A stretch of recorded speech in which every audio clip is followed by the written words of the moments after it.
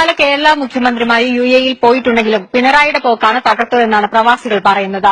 UAE മാധ്യമങ്ങൾ പോലും ആഘോഷിച്ച ആ സന്ദർശനത്തിനെ ഒഴിവാക്കാൻ ചന്ദ്രികയ്ക്ക് പോലും കഴിഞ്ഞില്ല. UAE ഭരണാധികാരികളും കാര്യമായി തന്നെ ഈ സന്ദർശനത്തെ കണ്ടിട്ടുണ്ട്.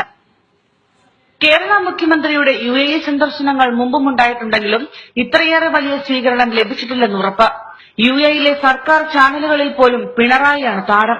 الشيخ الدكتور سلطان بن محمد القاسمي عضو المجلس الأعلى حاكم الشارقة عصر اليوم الخميس مع الشري ديناري زيجايان رئيس حكومة ولاية كرلا الهندية. മാത്രമല്ല പിണറായിയെ സ്വാഗതം ഓതുന്നതിൽ നിന്ന് മുസ്ലിം ലീഗിന്റെ ഔദ്യോഗിക പത്രമായ ചന്ദ്രികയ്ക്ക് പോലും മാറി നിൽക്കാനായില്ല.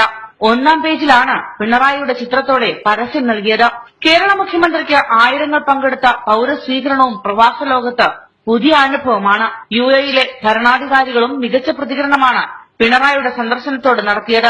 കൈപിടിച്ച് കാറ് വരെ വന്ന് ഷാർജ ഭരണാധികാരി തന്നെ യാത്രയാക്കിയ കാര്യം പിണറായി എടുത്തു പറയുകയും ചെയ്തു. ഈ ക്രെഡിറ്റ് പ്രവാസികൾക്ക് നൽകാനും പിണറായി മറന്നില്ല. ഏതായാലും കേരളത്തിൽ പോലീസ് അതിക്രമമെല്ലാം ചർച്ചയാകുമ്പോൾ പ്രവാസ ലോകത്ത് തരംഗം സൃഷ്ടിക്കുകയാണ് മുഖ്യമന്ത്രി Pinarayi Vijayan. News desk reporter.